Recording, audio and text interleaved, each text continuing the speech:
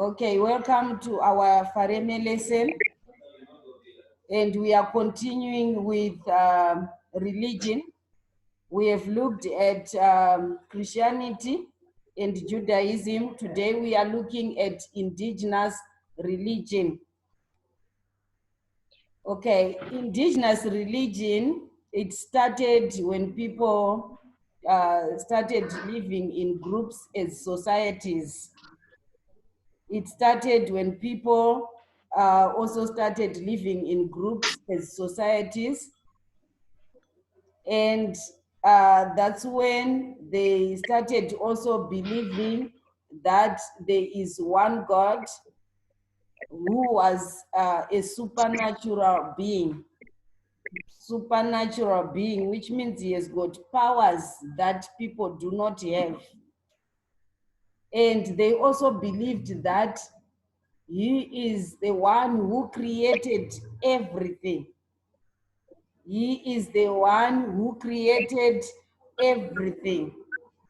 And as time went on, they developed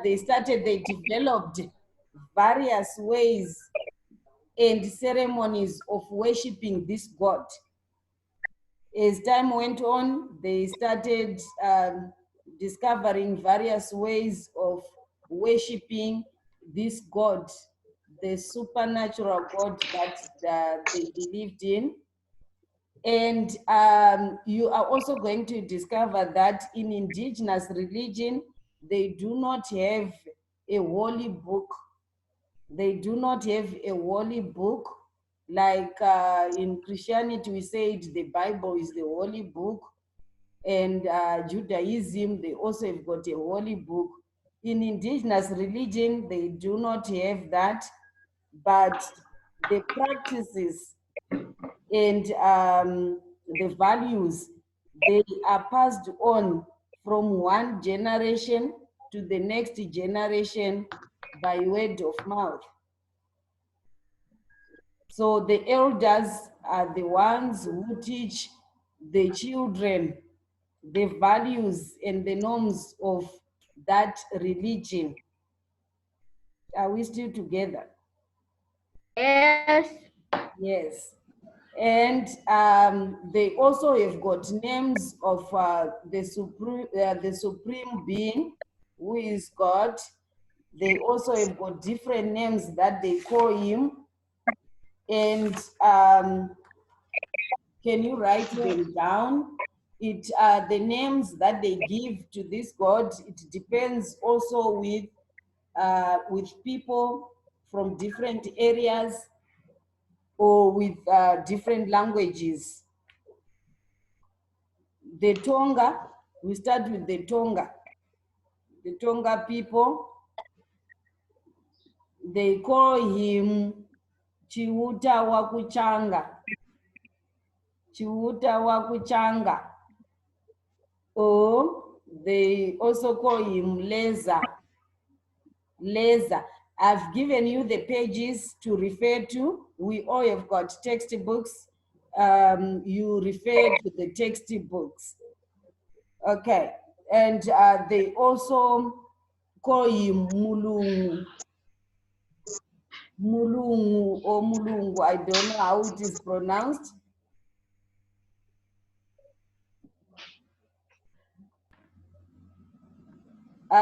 This Chiuta Wakuchanga, it means God of heavens. And Leza, God the naturer or ruler of creation. And then Mulungu, it means one who creates or molds. And you are going to take, you can take what you can take, and you can refer to your textbooks later. It is on page 39. Okay, and in the vendor, they call him Kamata. They call him Kamata, which means the great one.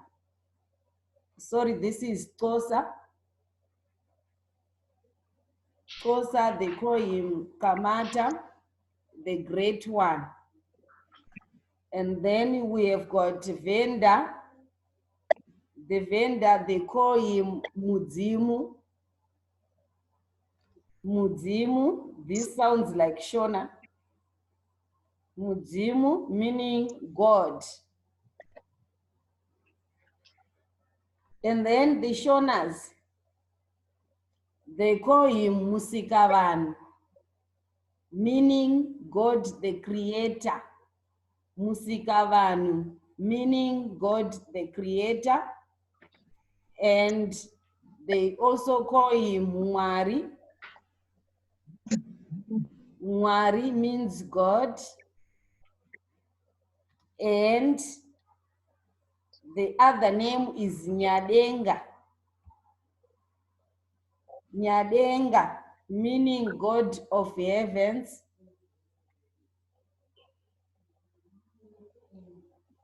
Okay, and then in the Ndebeles, they call him Unkulunkulu. Unkulunkulu, meaning Almighty God. Meaning Almighty God. I know you can pronounce this better than me, isn't it? Okay, and then they also call him Somandla. They also call him Somandla, meaning all-powerful God.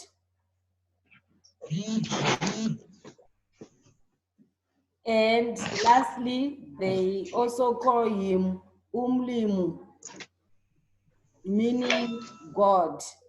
So all these, they are names that are given to the supreme God in the indigenous religion. In the indigenous religion. And then they also have got sacred places. They also have got sacred places. Last time I told you sacred means holy.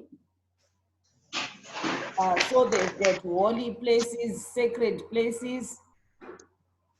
The first one is the altar or altar. And in Shona, they call this Chikuva. In Ndebele, they call it Emsamo. This is found in a round hut in the rural areas there. They've got the kitchen, which is round. And when you get inside there, when you are getting in, you are facing the Chikuva or Emsamo. And it is like a bench. It is like a bench. How many of us have been in the rural areas? Okay, yes, Michelle, Agatha, and Mel.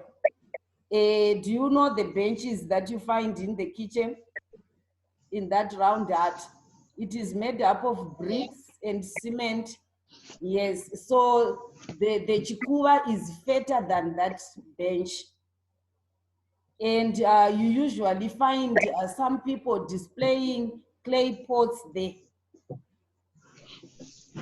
The clay pots are painted in different colors, attractive colors. So this is a sacred place in that kitchen. Why? Because that's where they perform their rituals like birth, marriages, and death. When someone dies, the coffin is put on that emsamo or chikuva. And there are some people speaking, I don't know where. Can they please move away a bit? We can hear them at the back there.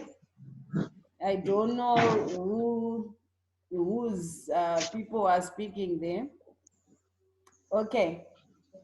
So I was saying this chikuva or emsamo, they use it to perform some rituals for birth, birth of a child, marriages, when someone is getting married, that's where they put the wooden plate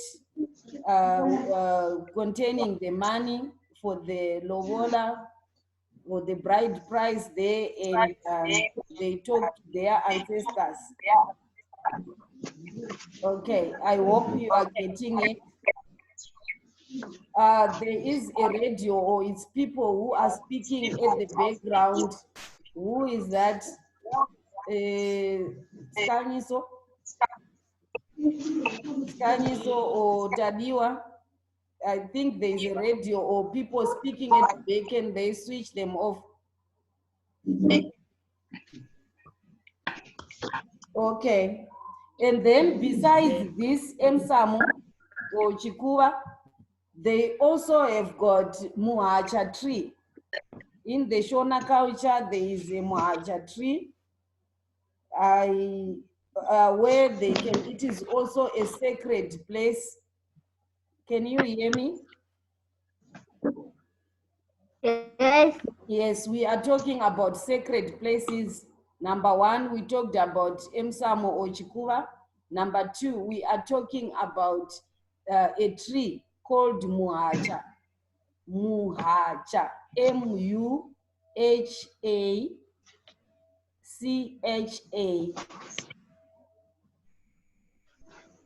This is also a holy place.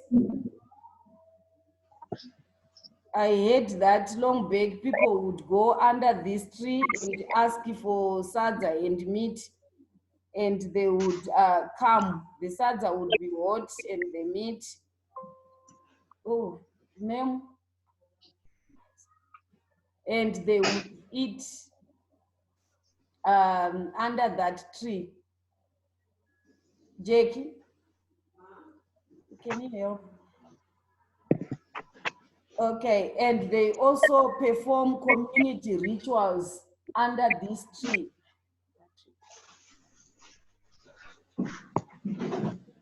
See your batteries running.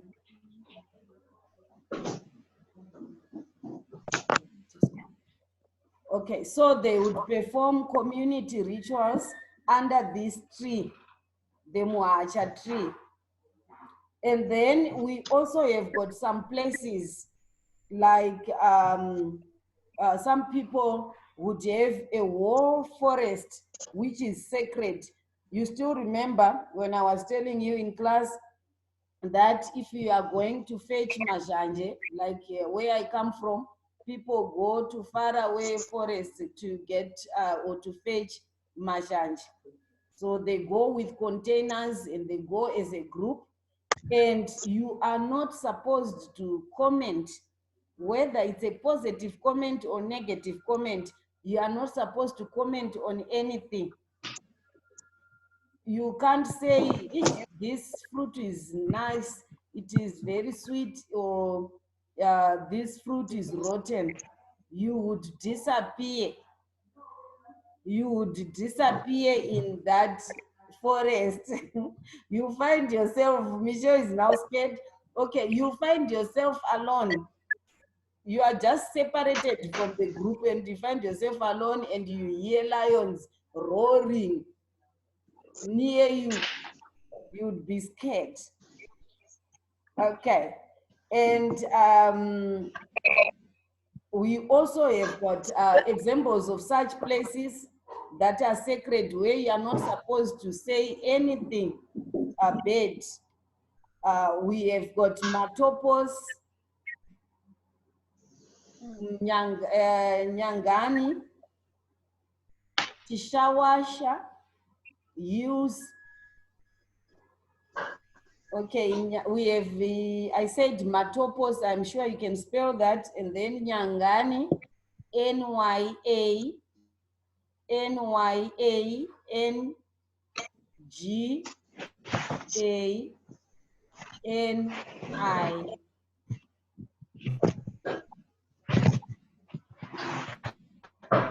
Okay, and we also have got Chichawasha, Chichawasha,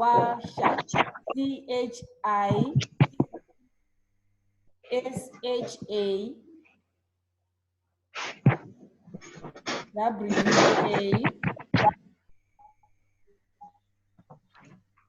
S-H-A again. Chishawasha Hills. It's called Chishawasha Hills. And also Chinoi Caves.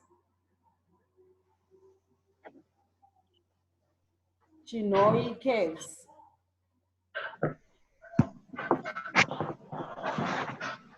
There is also Njelele Shrine. Njelele Shrine in Matobo.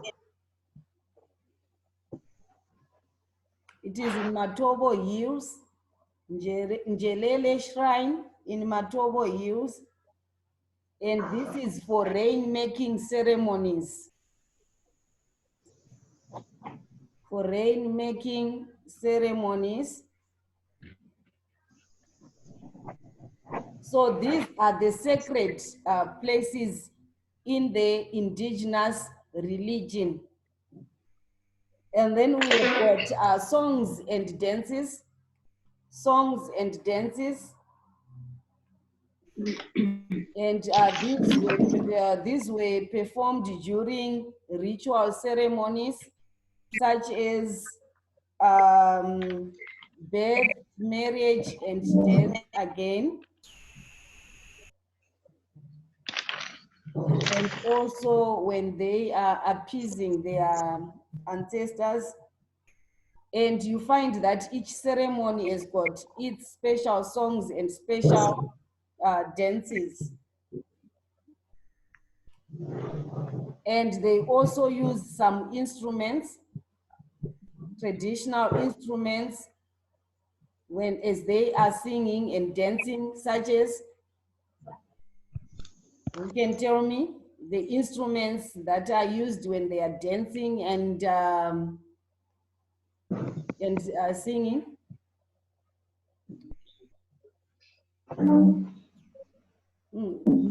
They use drums. Yes, Michelle? Shakers. Yes, very good. Shakers. And what else?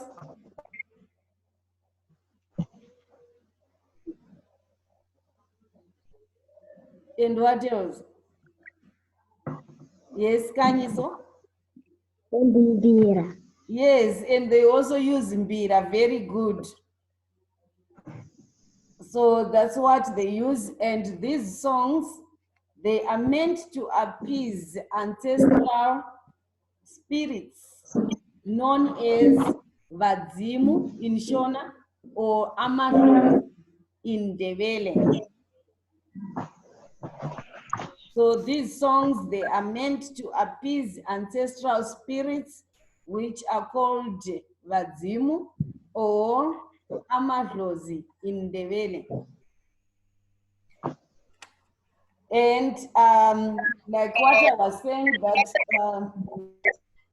they also have got religious artifacts and attire. Even as they are singing and dancing, they've got an attire that they put on. Mostly it's the animal skin. Animal skins. And I've got some religious artifacts here. Can you see them? Yes. Yes. What is this one called? The first one here. Tadiwa, are you seeing? Yes. Okay, the first one, what is it called?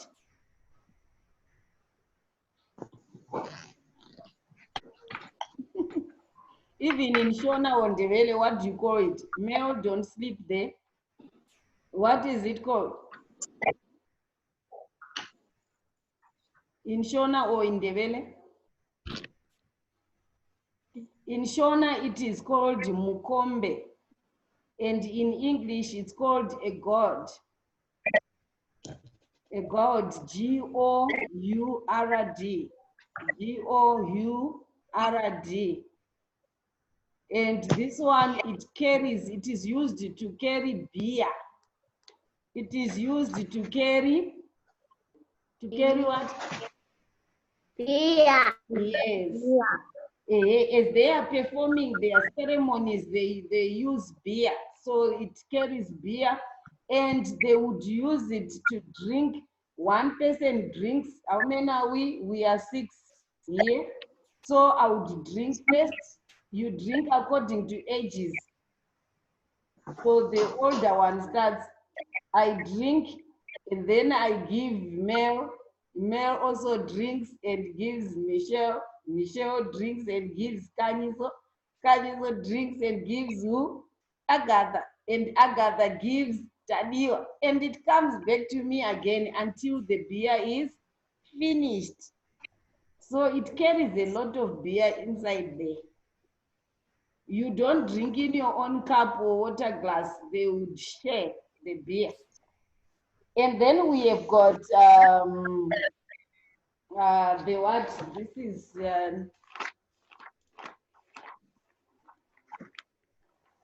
okay. We also have got this.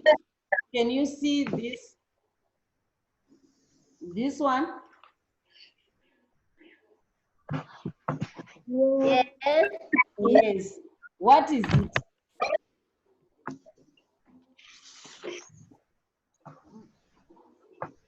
Yes, ma'am. A horn. Yes, it looks like a horn, but it's a snuff container. It is a snuff container, and it is also used to carry the what? The snuff. And then this one, what we call this one? Let's be quick. Our time is almost up. This one. Tadiwa, can you see it? Yes. Yes, so can you see it? Yes. Yes, what is it called? Yes, Mel. Mel? A song. No, it's called Chimbo or Intonga. Chimbo or Intonga in Ndebele. Can you see it? Yes, this Yes. one is a symbol of authority. It is a symbol of authority. Are we together? Yes. Yes. Yes. And these are usually used by spirit mediums. The snuff container, the intonga, they are used by the spirit mediums. And as we are talking about spirits also, we also have got a water spirit. What is it called?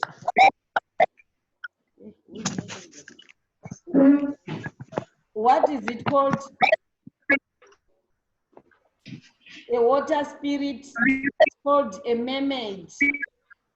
It's called a mermaid, Njuzi in Shona and Injuzi in Ndebele. Okay, and then lastly, we want to talk about sacred days. Sacred days, these are days when people do not work. You are not allowed to go to work. And we have got the days vary from place to place. Some do not go on Thursdays. Some do not go to the fields on Wednesdays or Thursdays, Wednesdays, or Fridays. It depends with places. But this is a day when everybody does not go to work, and the village headmen or local leadership, they monitor that to see if people are breaking this law. And if you break it, you are punished. Okay, so that's all for indigenous religion. I hope you have understood this indigenous religion, that they do not have a holy book. You have also understood their attire, their sacred places, and sacred days when they do not go to work, and the names of the supreme being. we have looked at all that, and I hope we have taken down the pages that I have given you, that you are getting all the information on anything that you haven't understood clearly. You check from page 37 up to page 45. And your exercise is on page 44 and 45. We are going to do multiple choice and structured questions. Any questions?